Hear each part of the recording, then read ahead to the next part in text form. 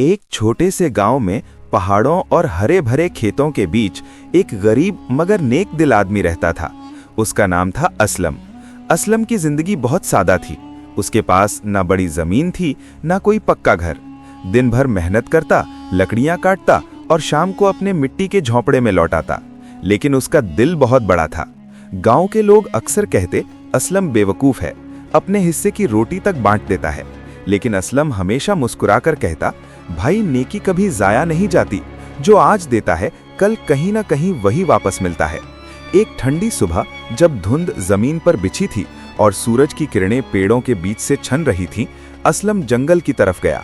वहां लकड़ियां काटते काटते उसने अचानक एक अजीब सी आवाज सुनी, जैसे कोई परिंदा कराह रहा हो।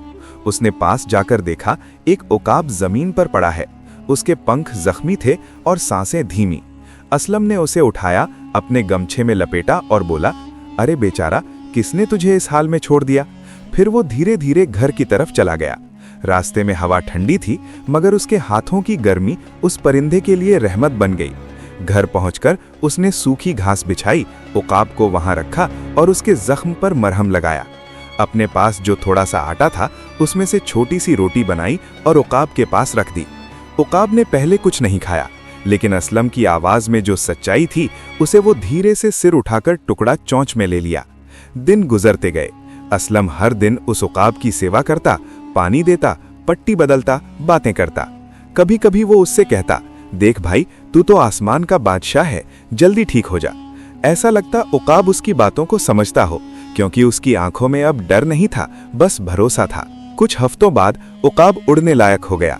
असलम ने दरवाजा खोला और कहा, जा भाई, अब तू आजाद है, तेरी उड़ान तेरा हक है। उकाब ने एक बार उसकी आंखों में देखा, जैसे कुछ कहना चाहता हो, और फिर आसमान में उड़ गया। असलम देर तक उसे देखता रहा, जब तक वो आसमान के नीले पर्दे में गायब न हो गया। उसने सोचा, शायद अब कभी न मिले, लेकिन अल्लाह ने मेरी नीयत देख ली है, बस यही काफी है। दिन बीते और जिंदगी फिर अपने पुराने रूटीन पर चल पड़ी। असलम रोज मेहनत करता, कभी 2 वक्त की रोटी मिलती, कभी 1 वक्त ही नसीब होती।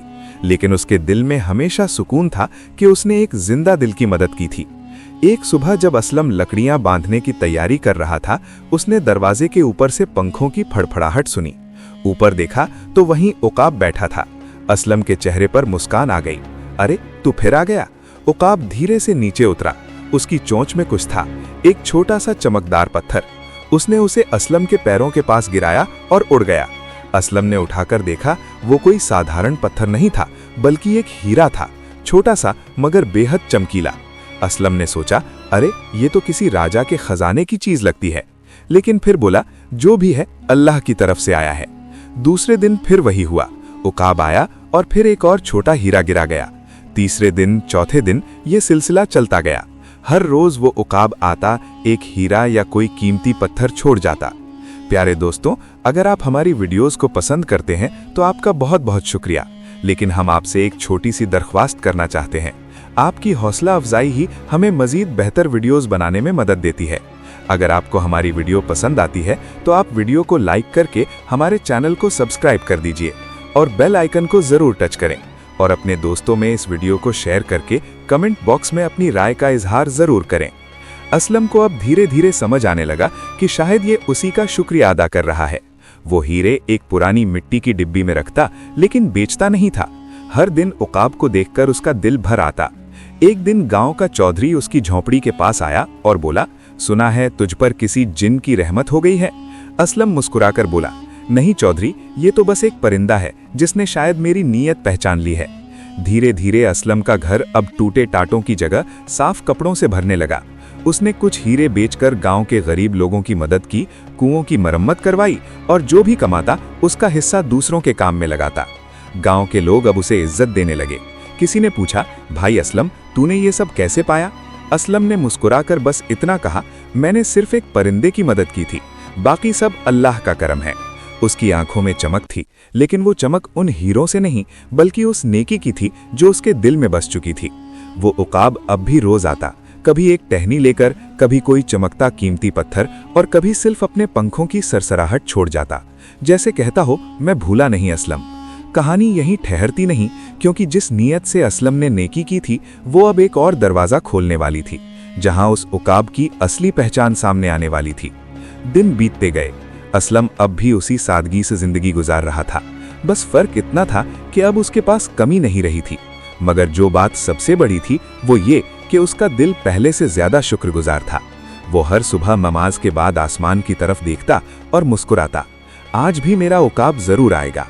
उकाब रोज आता, कभी किसी छोटे पत्थर के साथ, कभी खाली पंजों से, लेकिन हर बार उसकी आंखों में वही चमक होती, जैसे कोई रिश्ता निभा रहा हो। असलम अब उसे दोस्त कहता था। एक दिन गांव में एक काफिला आया। बड़ी बड़ी घोड़े की गाड़ियां, रेशमी पर्दे और साथ में सिपाही। सब लोग हैरान हुए। गांव में इतने बड़े लोग कभी नहीं आए थे। काफिले से एक आदमी उतरा जिसकी पोशाक बहुत आलीशान थी। उसके साथ 2 और लोग थे जो किसी अमीर खानदान के लग रहे थे। वो सीधे असलम की झोंपड़ी की तरफ बढ़े। असलम बाहर आया, सलाम किया। उनमें से एक बूढ़ा आदमी आगे बढ़ा और बोला, क्या तुम वही असलम हो जिसने कुछ महीने पहले एक जख्मी उकाब को बचाया था? असलम ने सिर हिलाया। हाँ जनाब, मैंने बस अपनी इंसानियत निभाई थी। बूढ़े की आंखें भर आईं। उसने अपने साथ खड़े जवान की तरफ देखा और बोला, देखो बेटे, यही है वो आदमी। असलम हैरान हुआ। वो बोला, मामला क्या है? बूढ़े ने कहा, मैं दूर शहर का एक ताजिर हूँ।